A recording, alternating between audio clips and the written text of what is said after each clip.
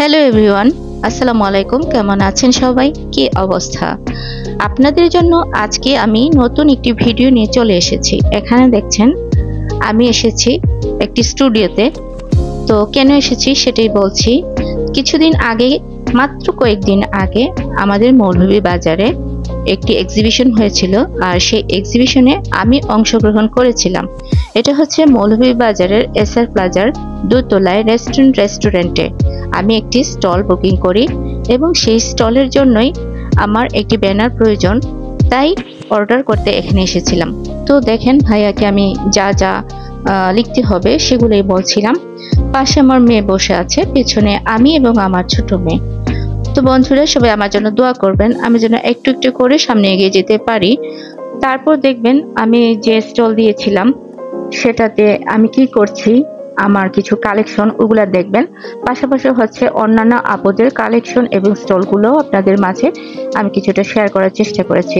এখানে হচ্ছে প্রথম দিকে মানে দিনের বেলা আমার এক ছোট বোন অনেক দূর থেকে এসে বসেছিল, বিকজ আমি দিনের বেলা বসতে পারিনি, ঘরে অনেক ঝামেলা ছিল। আর বিকাল থেকে রাত অবধি আমি বসেছিলাম। প্রথম দিন হচ্ছে যে মালামাল নিয়ে এসআর প্লাজাতে রেস্টুরেন্টে আমার স্টলের জন্য যে কালেকশনগুলো ছিল ওইগুলা ও নিয়ে এসেছে। দেখেন সবাই, ও কিন্তু যাচ্ছে। আর এখনো সবাই স্টলগুলো সাজানো মানে সাজাতে পারেনি, সাজাচ্ছে, এরকম অবস্থা আর কি।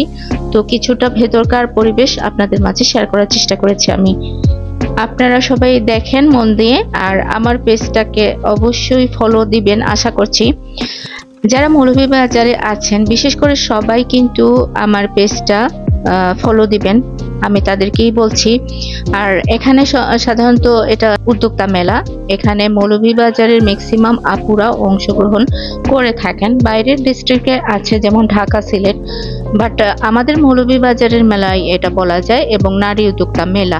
এই জন্যই আমি নারী উদ্যোক্তা মেলায় এক্সিবিশনে অংশগ্রহণ করেছি, কারণ আমি অনলাইনে এবং অফলাইনে বিজনেস করি কিছুদিন ধরে। তো বন্ধুরা, আপনারা কিন্তু দেখেন এখানে এটা হচ্ছে আমার স্টল, একটু পরে আমাকেও দেখতে পাবেন। ও কাস্টমারদেরকে ড্রেস দেখাচ্ছে।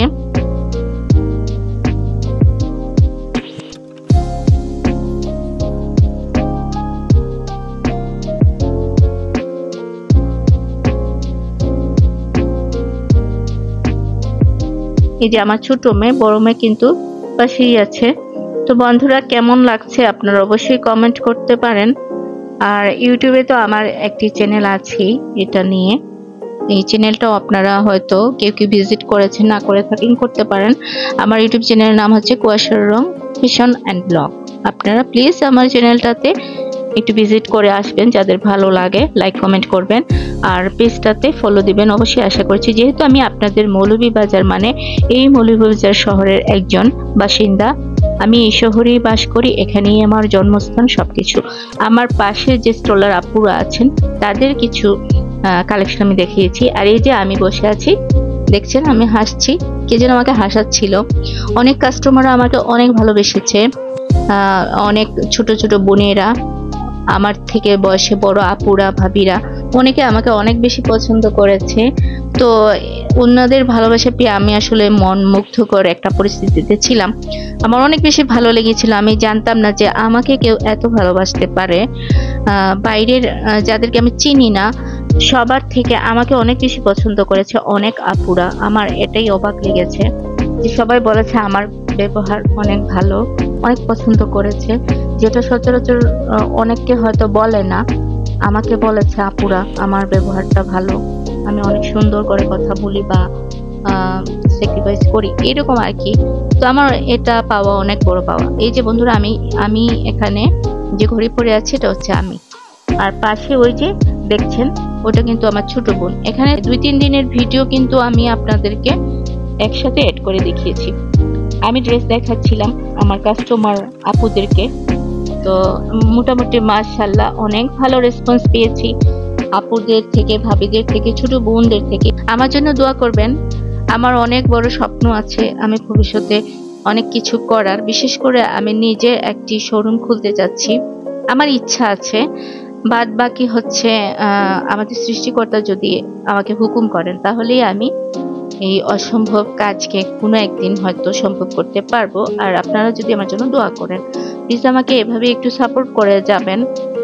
আপনাদের পছন্দের অনেক কিছু কিন্তু আমার কালেকশনের মধ্যে আছে আমার কাছে। আপনারা অনলাইনে অর্ডার করতে পারেন, অফলাইনে এসে নিতে পারেন। তো সবাই ভালো থাকবেন, সুস্থ থাকবেন। আবারও দেখা হবে, ফিরে আসবো আপনাদের মাঝে নতুন কোনো ভিডিও নিয়ে, ড্রেসের কালেকশন নিয়ে। সবাই সুস্থ থাকবেন। আসসালামু আলাইকুম, আল্লাহ হাফেজ।